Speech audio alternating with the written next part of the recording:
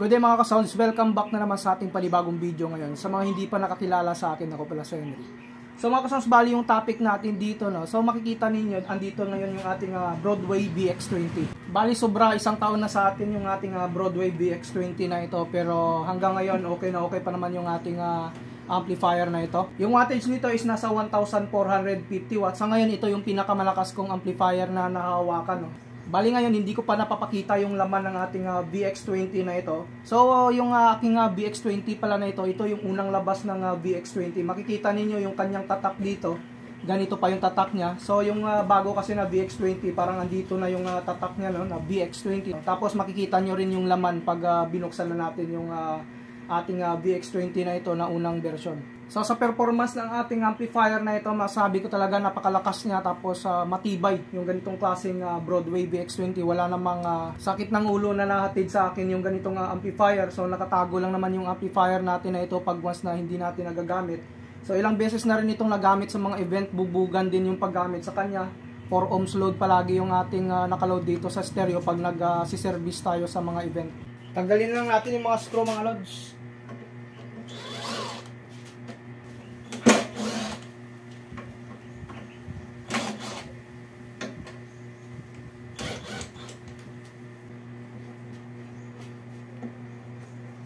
So ayan mga idol, natanggal na natin yung mga screw. So tanggalin lang natin yung takip. So ito yung laman ng ating Broadway BX20 mga idol. So nilagyan ko yan ng mga rubber dito para double protection. Tapos dito sa mga kapasitor nya, nilagyan ko rin yan ng rubber. So ngayon tanggalin ko yung mga rubber na ito para makita natin yung laman ng ating Broadway BX20 na ito. Bali pala yung mga BX20 na mabibili ninyo ngayon, iba na yung laman, no? Mas pinaganda, mas pinalakas yung mga pyesa na ginamit sa bagong VX20 ngayon. Pero kahit na unang version ito mga idol, napakalakas na lang ating VX20 na ito. Makikita nyo naman sa mga vlogs natin. Talagang malakas yung pwersa ng ating VX20 na ito, yung ating Broadway. Padaanan lang muna natin yung VX20 natin dito mga idol. Ito yung kanyang likuran. Channel input, yung link, buttons niya dito sa likod. Yan, mga sensitivity, bridge, parallel stereo, low pass filter niya, grounding, limiter, yung ano ng mga speakers, yung saksakan, yung speaker terminal niya. So ito naman yung mga transistor niya, yung power transistor, yan makikita niyo mga lods. Talagang quality yung pagkagawa ng ng Broadway. Basta Broadway quality yung pagkagawa. Dito naman sa harap niya meron siyang soft start. Yan, ito yung kagandahan dito sa mga amplifiers na ito, merong soft start. Ayan. So ngayon tanggalin ko lang yung itim na nakatakip dito para makita natin yung voltahe ng power transformer niya, tapos yung kapasitor. So mga idol, ito yung ating kapasitor, tapos ito naman yung mga transformer. So makita nyo, nilagyan ko yan ng mga glue stick dito para mas tumibay yung kanyang mga kapasitor. Tapos dito nilagyan ko rin yan ng electrical tape para hindi magsigalawan yung mga kapasitor na ito. Makikita nyo, napakahaba ng kapasitor niya mga lods. So yung voltahe ng kapasitor niya mga lods nasa 22,000 microfarad dito, tapos 100 volts kada isang kapasitor. So meron siyang 12 na kapasitor dito. So kahit anong tago ko talaga mga idol, napapasukan talaga yan ng mga alikabok. Grabe kasi yung alikabok ngayon dito. So dito naman tayo sa kanyang power transformer. Tingnan nyo kung gaano kalaki siya.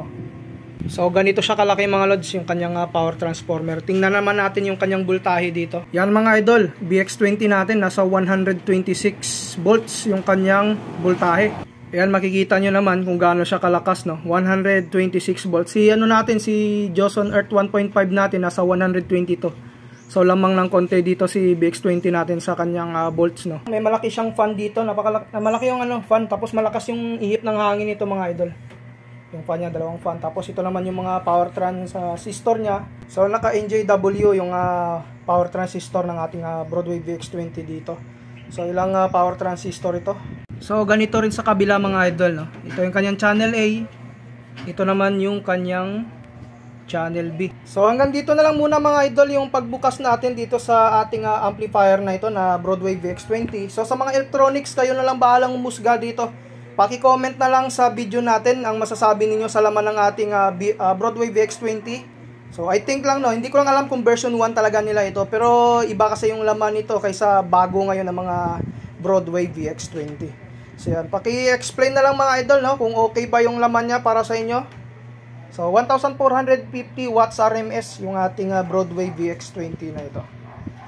So ayan mga idol, nakikita nyo naman yung ating Broadway VX20, napakaangas ng kanyang laman mga boss. So isang pasada pa para sa ating amplifier na ito. Ayan, kapasitor. Yan. Yung mga kapasitor niya, nilagyan ko yan ng mga glue stick. Ako naglagay niyan. Tapos yung mga electrical tape, nilagyan ko rin siya ng electrical tape. So, yan mga idol yung ating topic ngayon sa ating Broadway VX20. So mga idol, yun nga yung ating topic ngayon about dito sa ating Broadway VX20. Sana ay nag-enjoy kayo sa panonood ng video topic ulit natin dito sa ating amplifier na ito. So ulitin ko lamang, napakaganda ng ganitong klaseng power amplifier, napakalakas. So sobra na 1 year yung ating amplifier na ito, pero hindi pa rin ito bumibigay sa kada event na ginagawa natin dito, na tinatanggap natin. So okay na okay pa rin yung Broadway VX20 natin, same as brand new pa rin yung kanyang lakas dito. So kung maging okay yung yung new year natin, hindi umulan, so matitest natin ulit yung persa ng ating amplifier na ito kasama sa mga Joson amplifiers natin. So hanggang dito na lang muna. Sa mga bago nag-subscribe, huwag niyong kalimutan na i-hit yung notification bell button para sa mga video updates natin na i-upload. Maraming salamat mga kasangs.